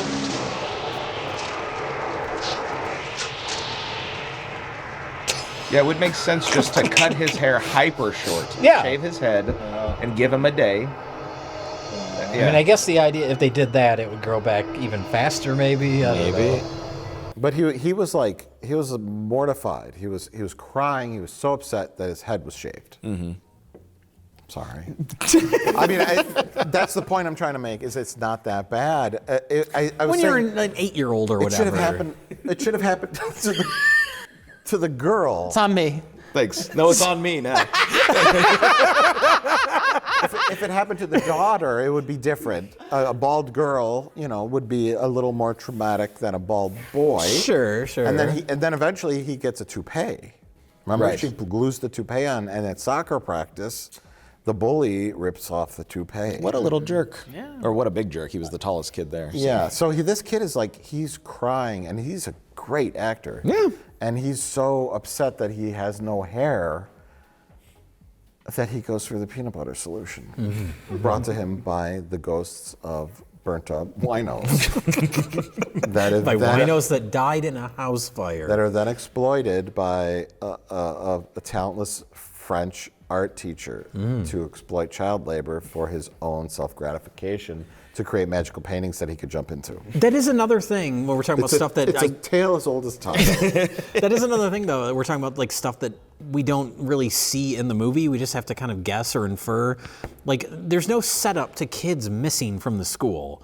Just all of a sudden, in one scene, they're like, "Oh, 10 kids have already been abducted." Like, oh, when did that happen? It's a spinning newspaper montage. But it happens in 5 seconds. Exactly. Yes.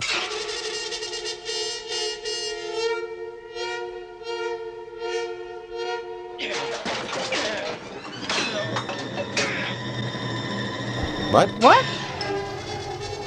What's going on? Why is there a mannequin? All right, so there was So the stranger came up and must have abducted him. We couldn't read the headlines in case anyone was curious. So I would like to point out how adorable I think the actress who played the sister was. She was great. She did a great job.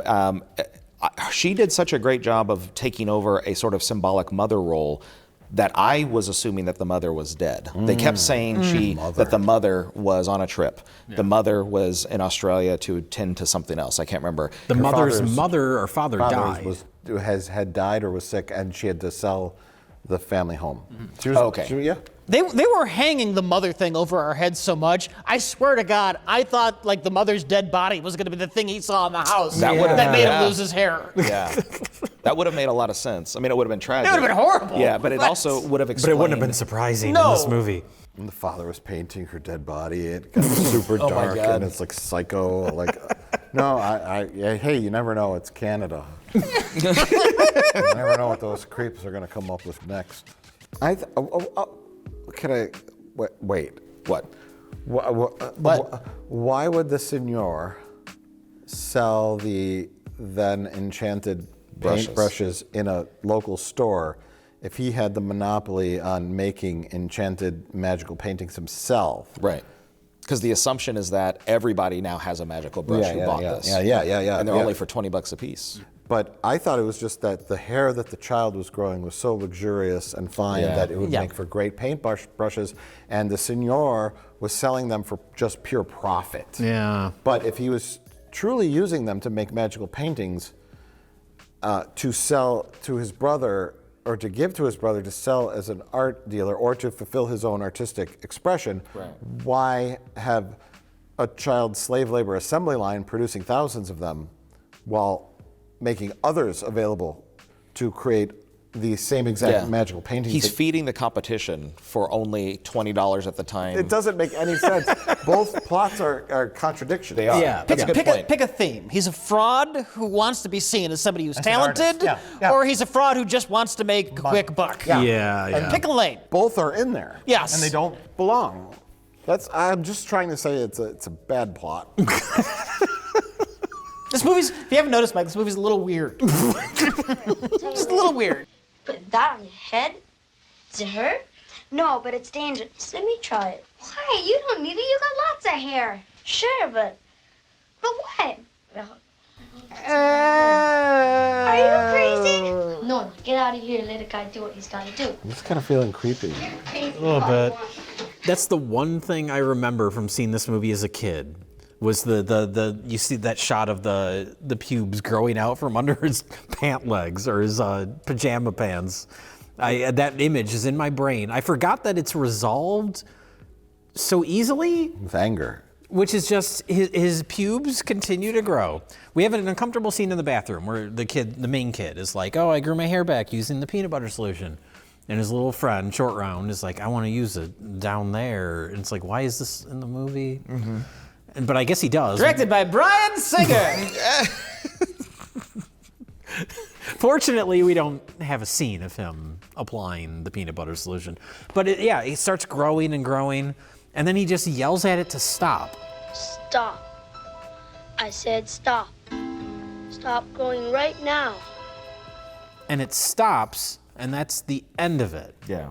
Blissfully, they never show a scene of him trimming or anything like that, or trimming it later on. And that's not how our hero gets his hair to stop growing. No. They just didn't know. They just wanted to put that little joke in the movie for some reason. He could either yell at his hair or become unfrightened and pass the frightening onto someone else. Watching this, I don't know who made this. I ain't making any kind of assumptions, but you had that weird kind of like, there's a weird thing with kids and hair. To me, it felt more like we mentioned Roald Dahl earlier. It had that more kind of except for the weird, I want to put the peanut butter solution on my balls subplot. Aside from that, which almost feels like, I don't know, a child's But remember, idea. he has the boy whose hair is constantly growing in a comatose state. Oh, he feeds him magic yogurt.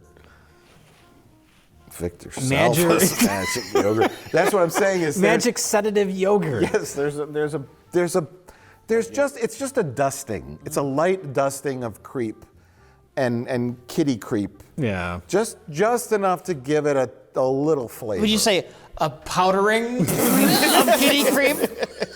Yeah, I'm sorry. I'm ashamed I didn't even think of that. Nice one. 10 points for that. It has a powder. 10 points for Richendorf.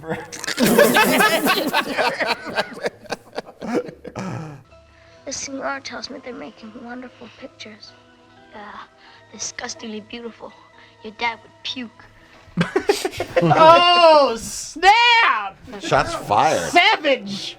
Uh-oh. Walking late? He's going to start blazing.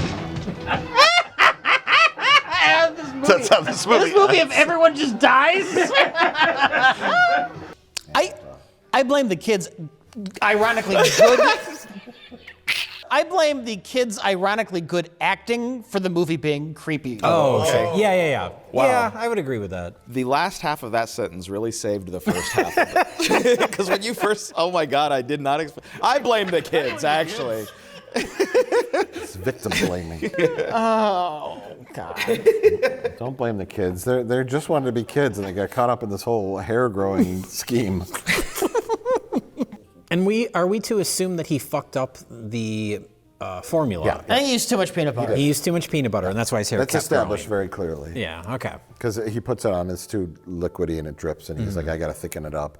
And then she said, make sure you definitely don't use too much peanut butter, or else it'll grow out of control. Yeah. Really, like, It's all his fault, really. You blame the kids? Yeah, I blame the kids. I mean, he could have been a billionaire with a hair growth formula. Yeah. If he was only smart enough to fucking figure that out. This idiot. He was smart enough to not get abducted. Stupid fucking kid. She should have told his stupid father about it. You can make a living without selling those stupid fucking paintings. Yeah, what a bunch of stupid people. Fucking offered him $6,000 for that one painting. Wouldn't give it away. It was a gift. That terrible tennis painting. Fucking terrible businessman, the father. Terrible. A terrible father. He's just an idiot. He's a fucking idiot. Hey, you're a lucky boy. You've had yourself some sort of extraordinary fright. Just think, people pay good money for a fright at the movies, and you got yourself one for free.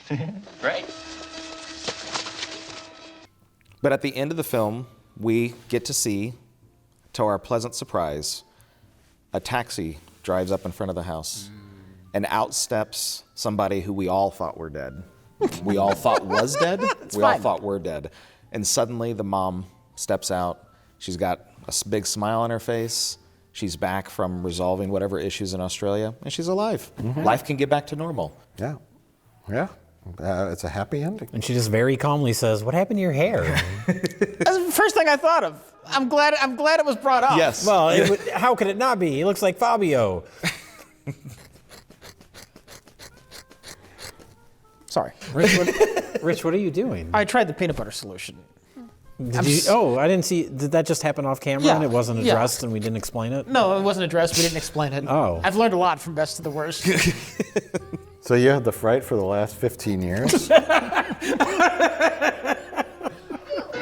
Oh, there he is. It's Heisenberg. Look out! A mean artist whose hair has fallen out. I am seeing into my future.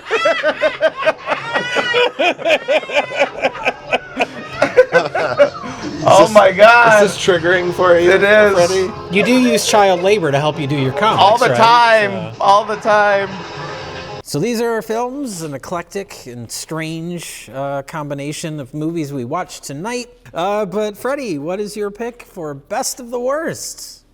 I think as far as a well-made film, I know that that's not what the best of the worst is. It can be for whatever you want. I just want to give the Peanut Butter Solution its due, that it was an interesting film. It was something that kept me engaged.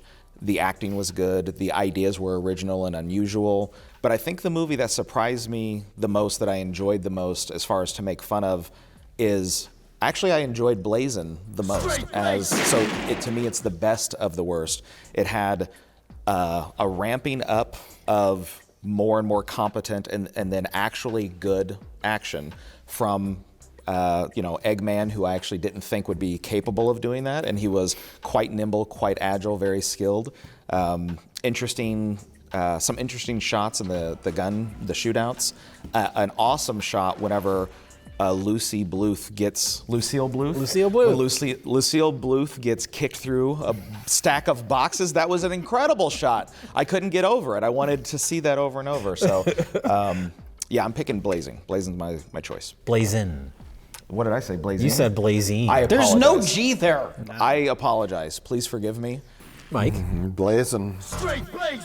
Blazing to the stars. All the way, baby. Oh, that lady.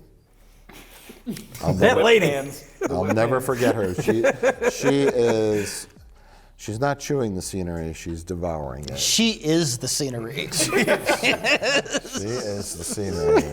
Blazing 100% all the way. I I guess I have to choose between one of these 3 tapes. Yes. And nothing here is a loser. No. I could vote for any one of these, but on virtue of little boy pubes, I'm going to be giving it to Blazin'. Oh God! I thought you were going to say that's why you're going for Peanut Butter Solution. No, I can't deny Lucille Bluth. Yes. Yeah. Yes. In fact, I'll be greatly upset if the credits of this don't roll over just a loop of that. Jay?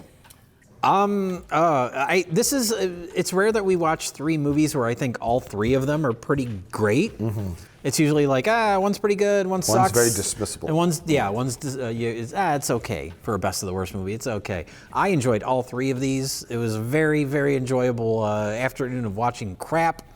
Peanut Butter Solution, it unlocked some memories that I didn't know were still in there. But I got to give it to Blazin'. Blazin' is a wonderful escalation in competence and enjoyment.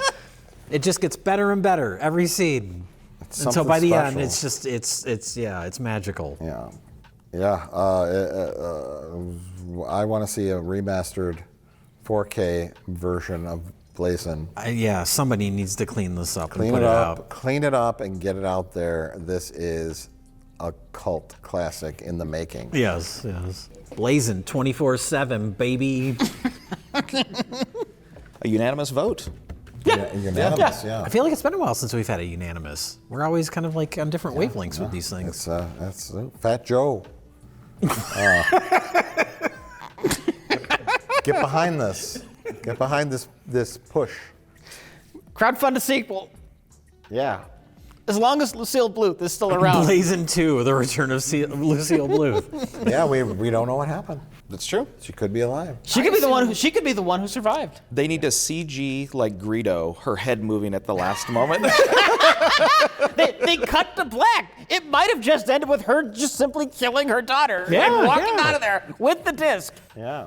To start her own hydroponic. Blazin' 2 is about her starting up her hydroponic cocaine business. Yeah. Super successful. On the other side of the country. Yeah.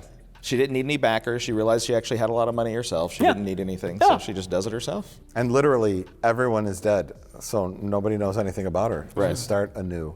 Sounds awesome. I would watch Blazin' 2 in a heartbeat. And that is something we didn't bring up. We talked about Lucille Bluth's amazing performance. But all the other performances, it's all these like super New York people. They got that accent.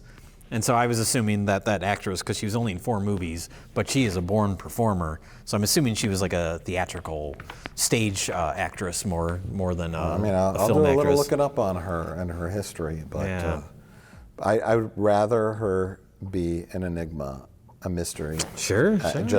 I want her to only exist as that character in my mind. I don't want to know her as a person. I don't want to know if she's alive or dead.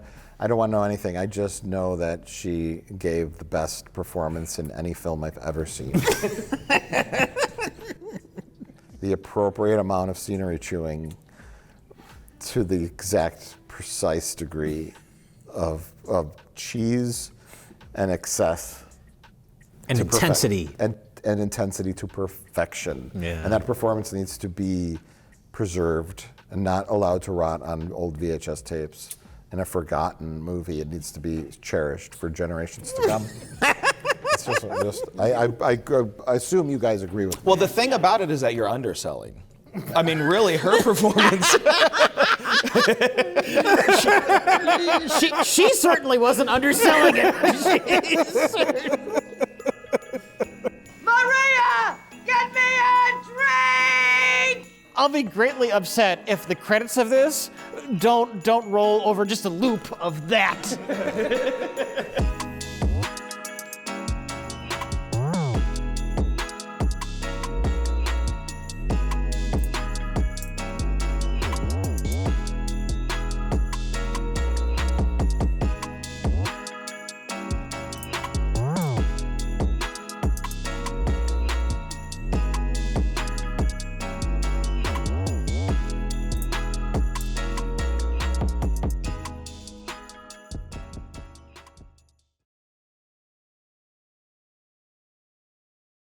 Yes, we know.